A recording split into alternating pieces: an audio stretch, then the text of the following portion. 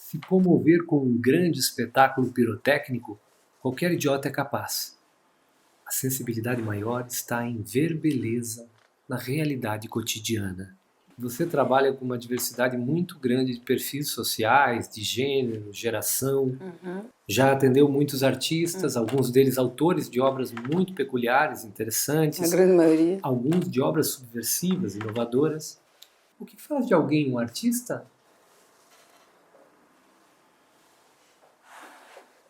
Em uma frase, desvio de caráter.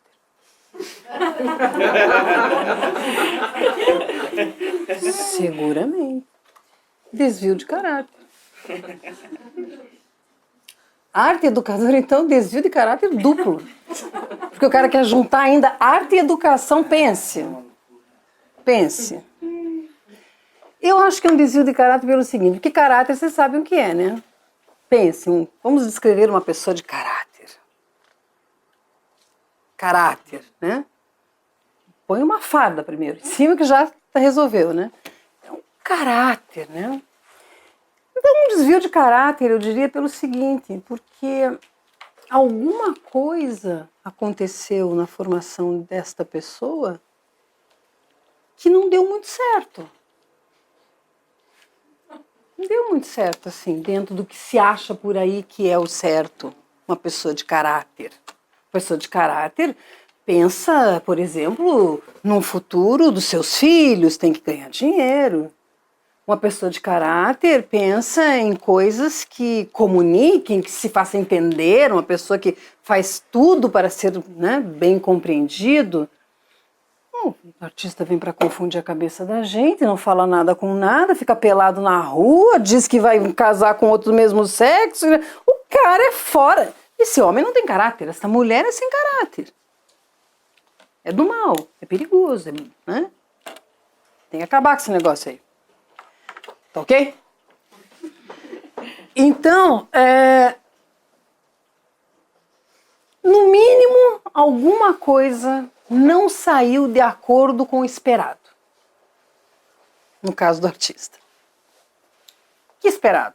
Esperado, de modo geral, pela cultura, pela religião, pelos casais tradicionais, família tradicional, universal. Eu acho uma piada, desculpe parênteses, mas quando eu chamo de família tradicional, um homem, uma mulher, uma filhinha, eu, para mim, olho para os índios e vejo a família tradicional brasileira, né? Que é uma beleza, todo mundo pelado, todo mundo no colo de todo mundo, aquela beleza. Aquilo é família tradicional. Aliás, nem é tradicional, é original.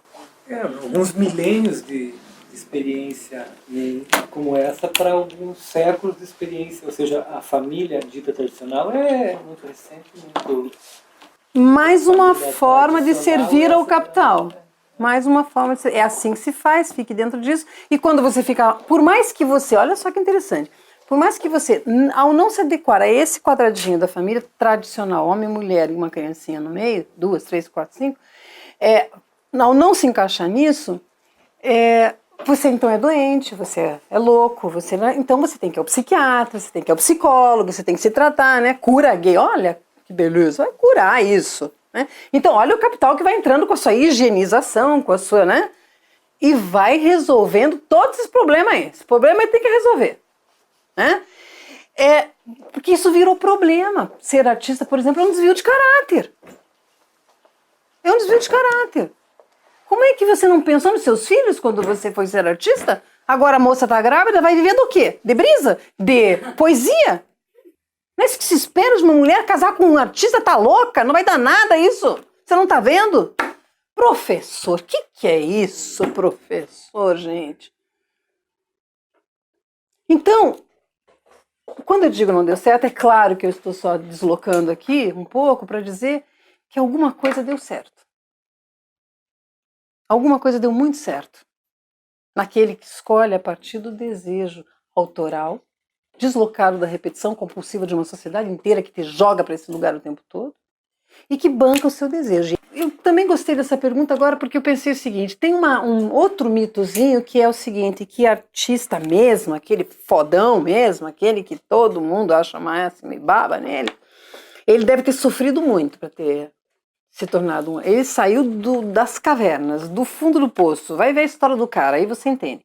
Muito bem, a gente pode até falar que muito da arte vem a partir daí, de uma tentativa de reconstruir-se a si mesmo e da colocação para fora de uma angústia que fica realmente, comunica com todos, porque daquela angústia a gente sabe do que se trata, repercute em todo mundo, é isso que a gente vai chamar de extrapessoalidade, impessoalidade, o desejo extrapessoal, conversa com todos e essa é a conversa de inconscientes que há.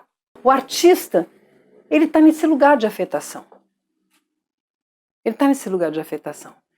De suportar uma afetação nonsense, mas que comunica muito. Bom, de qualquer forma, esta comunicação que o artista faz com algo da gente que a gente não sabe o que é, não entende, só impacta, afeta, né? É de uma outra área que, sim, pode vir de um campo de sofrimento essa pessoa que todos nós nos comunicamos a partir daí, mas o que eu quero, a questão do mito que se tem em torno disso do artista fodão, é de que só há um artista fodão se ele vier desse espaço de sofrimento muito profundo. Muito profundo. E não é verdade. Não é verdade.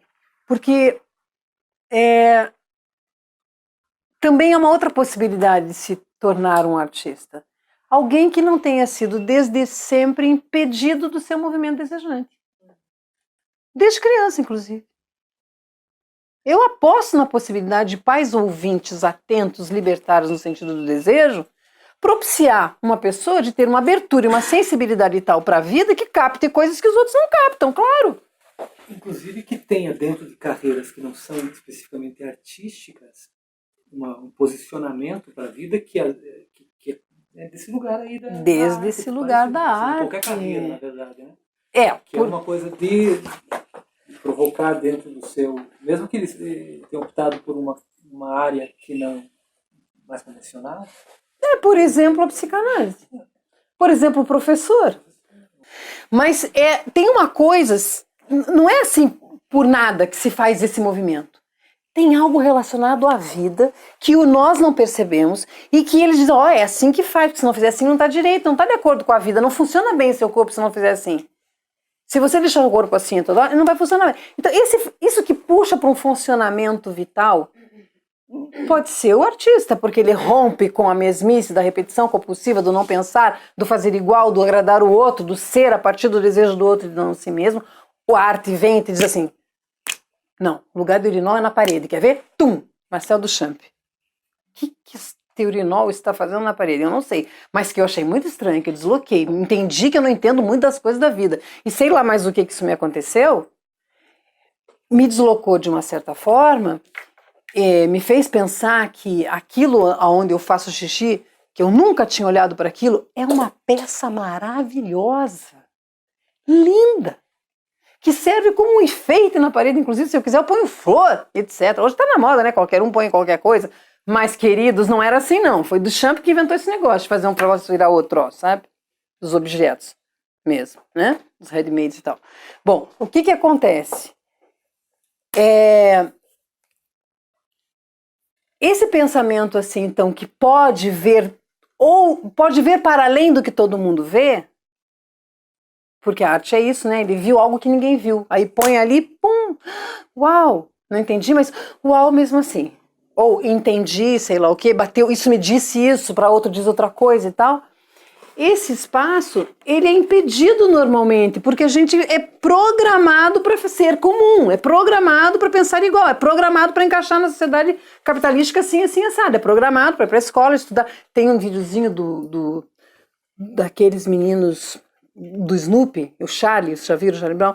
Que ele vai indo para a escola, já viu aquele videozinho? É ótimo. Ele e o Charlie Brown e não sei, um daqueles menininhos maravilhosos, eles estão saindo da escola e estão indo para a rua. Aí um pergunta para o outro, por que eu tenho que estudar?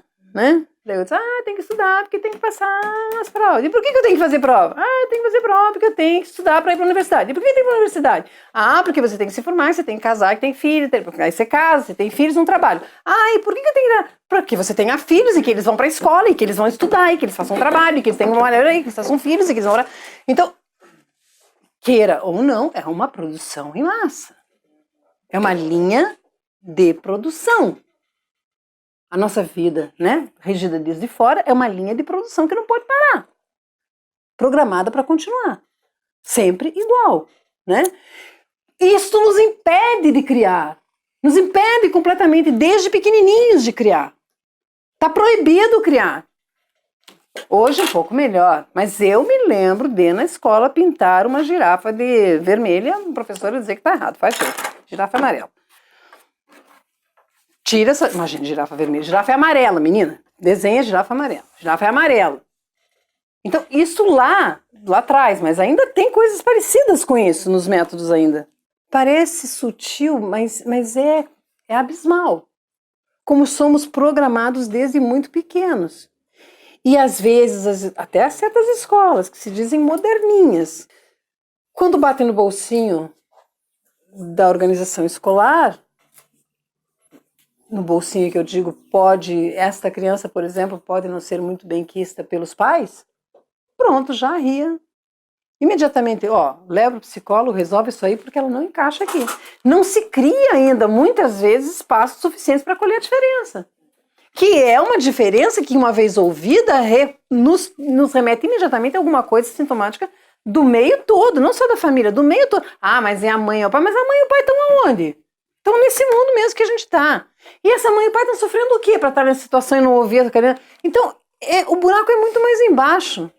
Quando a gente vai lá e culpabiliza uma mãezinha, sua mãe, você trata mal a criança, ou sei lá o que na sua casa aí, leve para o psicólogo e resolva, porque aqui na nossa escola, sabe, a gente não tem espaço, porque a gente não tem como, não dá, e realmente não tem, porque no formato que as escolas estão, que se obrigam a passar conteúdo programático sempre igual, sempre repetitivo, para fazer a produção, né, que a gente já está falando aqui, a linha de produção, é isso, né,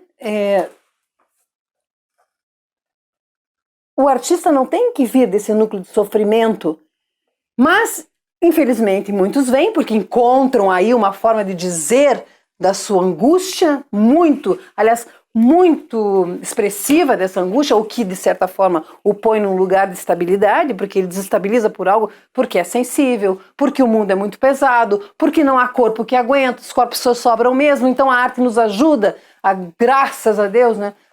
Tem alguma coisa aí que nos faz dizer um dito que não pode ser ouvido nem comunicado, mas ali eu digo de alguma forma e é aceito, porque a arte, mas é porque ele é artista, então é aceito, queira ou não, essa esquisitice fica aceita, essa maluquice, porque, mas é que ele é artista.